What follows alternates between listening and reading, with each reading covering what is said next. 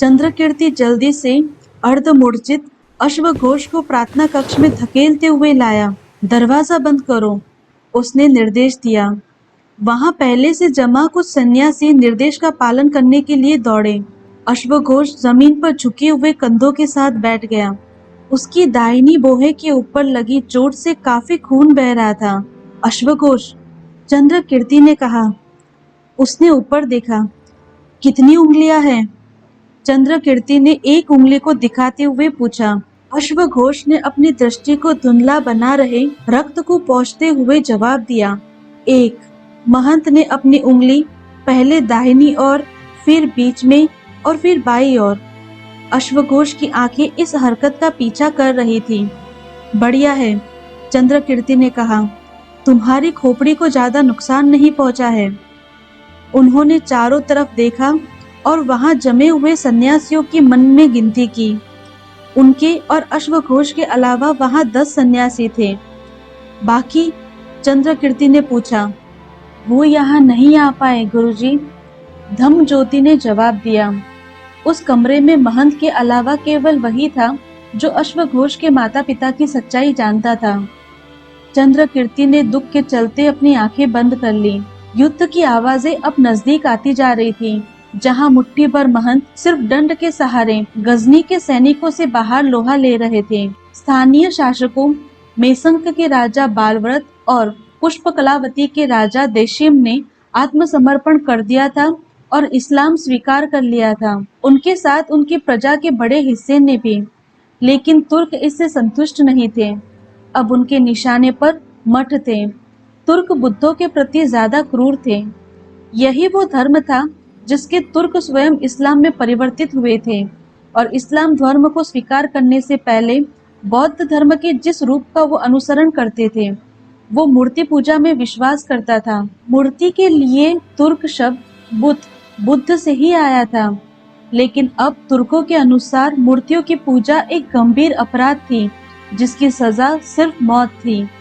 हालांकि कई मूर्ति पूजक जिन्होंने अभी भी मूर्ति पूजा का विरोध करने वालों की न तो हत्या की थी और न ही उन पर आक्रमण किया था, ये कभी समझ नहीं सके थे कि आखिरकार मूर्ति पूजा में ऐसा क्या था जिन्होंने तुर्कों को ऐसा उन्मादी बना दिया था।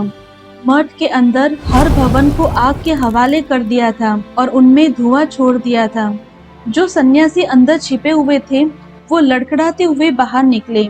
वो धुएं की वजह से कुछ नहीं देख पा रहे थे और अपने फेफड़ों को साफ करने के लिए बुरी तरह खांस रहे थे, लेकिन उन्हें निर्दयता से काट डाला गया। तुर्कों ने मठ के मुख्य खुले चौराहे पर बहुत बड़ा अलाव जला दिया। सदियों से ध्यानपूर्वक संचरित और लिखित पवित्र ग्रंथों को भी अलग अलग कमरों और पुस्तकालय से निकालकर उस आग के हवाले किया जा रहा था। हमलावर अभी तक प्रार्थना कक्ष तक नहीं पहुंचे थे। अभी तक नहीं, वो बहुत जल्दी यहाँ आ जाएंगे। एक सन्यासी ने भयपूर्वक कहा। बुद्ध हमारी रक्षा करे, बुद्ध हमें बचाए मेरे बच्चे, चंद्रकीर्ति ने जवाब दिया। वो बुद्ध की विशाल प्रतिमा के पास गए और उनके पैरों में गिर गए। सन्यासियों के ये देखते देखते उन्होंने प्रतिमा के पैर के दाहिने अंगूठे को जोर से दबाया। सन्यासियों के मुंह खुले के खुले रह गए जब उन्होंने देखा कि प्रतिमा के पीछे का हिस्सा दरवाजे की तरह खुल गया। उसमें इतनी जगह थी कि 2 आदमी आसानी से खड़े हो सकते थे। फर्श पर एक गुप्त दरवाजा था। चंद्रकीर्ति ने झटके से उसे खींचकर खोला और सीढ़ियों की ओर इशारा किया जो नीचे की तरफ जा रही थी। जिन सन्यासियों ने इस मठ का निर्माण किया था वो बहुत अच्छे योजनाकार थे। ये सुरंग तुम्हें यहाँ से कई मील दूर ले जाएगी। धम्मज्योति, तुम इसके प्रभारी हो। उन्हें सुरक्षित स्थान पर ले जाओ। शीघ्र जाओ, व्यर्थ करने के लिए समय नहीं है। सभी सन्यासी जल्दी जल्दी सीढ़ियां उतर गए। सिर्फ अश्वघोष, उसका मित्र संगमणि और महंत रह गए। जल्दी करो, चंद्रकीर्ति ने कहा। उनकी आवाज शांत थी। उन सारी चीजों की बर्बादी को देखने के बावजूद भी जो उन्हें काफी प्रिय थे। गुरुजी पहले आप, अश्वघोष ने कहा। गुप्त दरवाजे को बंद करने के लिए किसी को यहाँ रुकना होगा, महंत ने कहा। मैं कोशिश करूंगा कि तुम लोगों को ज्यादा से ज्यादा समय मिले। अब जाओ। अश्वघोष ने हट दिखाते हुए इनकार में सिर हिलाया। आपके बिना नहीं। चंद्रकीर्ति ने हल्की सी असहमति दिखाई, फिर कंधे उचका दिए। ठीक है, उन्होंने कहा। तभी उनकी आंखें फैल गई जब उन्होंने अश्वघोष के दाहिने कंधे पर पीछे की ओर देखा। ओ नहीं, क्या? अश्वघोष ने अपना सिर पीछे घुमाया। पल भर के बाद महंत का गुस्सा उसके जबड़ों पर था और वो बेसुध हो गया। वो लड़खड़ाता हुआ फर्श पर गिरने ही वाला था कि चंद्रकीर्ति ने उसे थाम लिया। इसे ले जाओ। चंद्रकीर्ति ने मूर्छित अश्वघोष का हाथ संगमणि को थमा दिया। धम्मज्योति से कहना कि इसे बता दे कि यह मठ में कैसे आया था। मेरे बच्चों, अब जाओ, बुद्ध तुम्हें आशीर्वाद दे। अब मैं चलता हूँ गुरुजी, संगमणि ने घबराई हुई आवाज में कहा। उसने अश्वघोष को अपने कंधे पर लटकाया और सीढ़ियों से उतरने लगा। महंत ने फिर से प्रतिमा के अंगूठे को ऊपर की ओर खींच दिया और मूल स्थिति में ला दिया। रास्ता फिर से गुप्त हो गया। चंद्रकीर्ति बुद्ध की प्रतिमा के सामने बैठ गए। मैंने अपना सारा जीवन शांति के प्रति समर्पित किया था और अब मैं हिंसक ढंग से प्राण त्यागूंगा। मैं नहीं जानता कि मुझे मेरे पूर्व जन्म के किन कर्मों का ऐसा फल मिल रहा है। महाप्रभु, उन्होंने अपनी आंखें बंद कर ली और एक गहरी सांस ली। मुझे अच्छी तरह से मरने का साहस दे महाबुद्ध, बिना घृणा के, बिना क्रोध के। दरवाजे पर जोर से ठोकर मारने की आवाज आई। उन्हें सुनाई दे रहा था कि तुर्क लकड़ी के विशाल दरवाजों पर ठोकरें मार रहे हैं और फिर उसे तोड़ने की हड़बड़ी में हैं।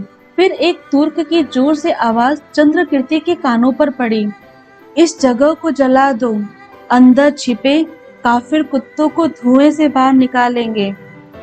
चंद्रकीर्ति ने प्रतिमा को नमन किया और फिर से पैरों पर खड़े हो गए। उधर भवन लपटों के हवाले होने लगा। वो शांत ढंग से प्रवेश द्वार की तरफ गए और दरवाजा खोल दिया। जब उन्होंने दहलीज को लांगा तो उनके लंबे अंग वस्त्र में आग लग गई। चंद्रकीर्ति थोड़ी और दूर गए, फिर पद्मासन में जमीन पर बैठ गए और मंत्रोच्चार करने लगे। उनका जलता हुआ अंग वस्त्रम उनके पीछे ही गिर गया था। बुद्धं शरणं गच्छामि।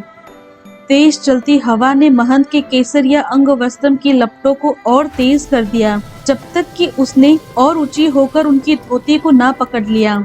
आग तेज होती गई और महंत के पैरों को झुलसाने लगी, पर वो हिले नहीं, शांत बने रहे। बुद्धं शरणं गच्छामि। निर्मम हवा शांत नहीं हुई। ये लपटों को और भड़काती रही। लपटें और तेज होती गई।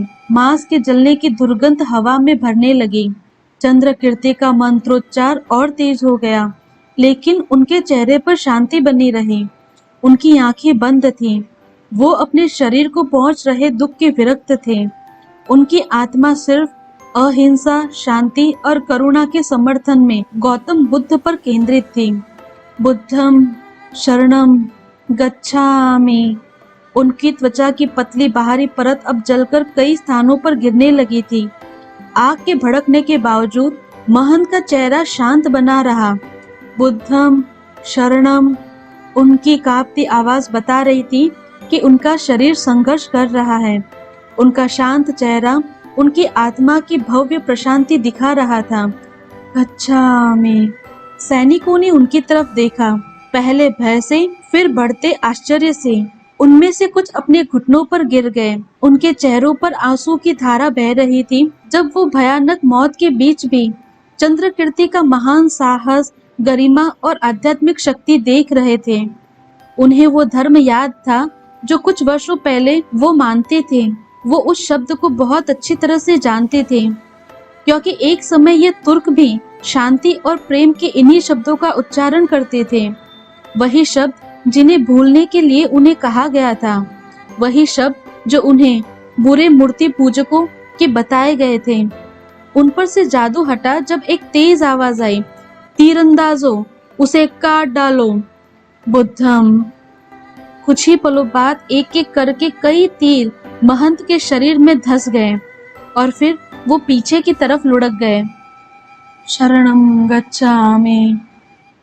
महंत का शरीर मृत हो चुका था, लेकिन उनकी अमर आत्मा पर उस दर्द और अत्याचार का कोई बोझ नहीं था। जो उनके शरीर ने सहा था। आत्मा शांति के साथ गई, वो करुणा के साथ गई, वो प्रेम के साथ गई, वो भगवान बुद्ध के चरण कमलों में गई।